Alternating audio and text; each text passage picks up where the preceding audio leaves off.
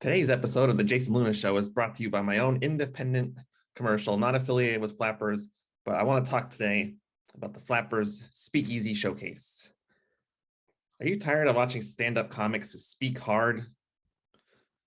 What's the deal with Fruit Loops?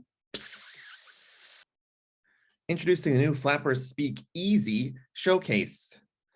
This Friday, April 1st at 7:30 p.m. at the Yoo Hoo Room of the world-famous Flappers Comedy Club in Burbank, California.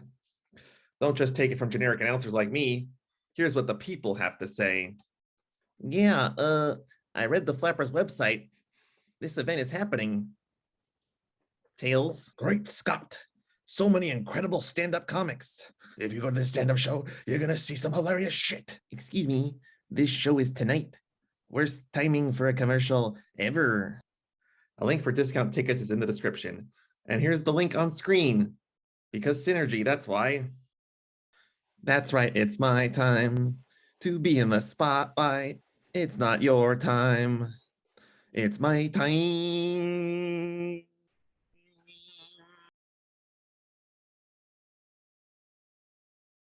April Fools. There's no episode this week. No, I'm just joking. Hold back your cries of protest. Okay. Geez. Maybe protest cry a little bit. Say it ain't so, Jason. Thank you. April is the coolest month because it starts with a bunch of dumb psych jokes. You know, like, oh, I'm gonna give you money. April Fools, stuff like that.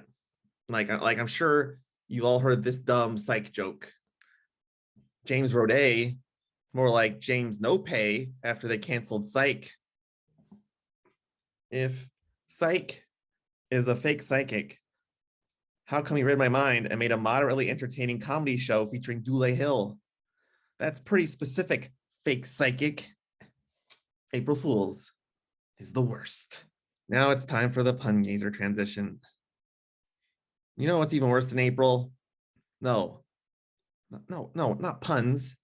How dare you? Allergies. Allergy puns. Today's topic, sniffling. Pun number one. You ever heard the band Berlin's take on sniffling? Make my breath annoying. Ing, ing, ing. Ing, ing, ing. Ing, ing, ing. Making little snorts as I try to breathe my snot back in. Pun number two. That wasn't a pun. That was a musical parody. I guess I'm allergic to genre-bending comedy. That's it for the show. Please like the video, share it, and subscribe to @JasonLuna1VS100 right here on YouTube in some order like that. And let me know in the comments who shot J.R. Ewing. It was probably a reliable but not amazing cinematographer, wasn't it? I mean, he wouldn't be working on a TV show like Dallas if he was great, right?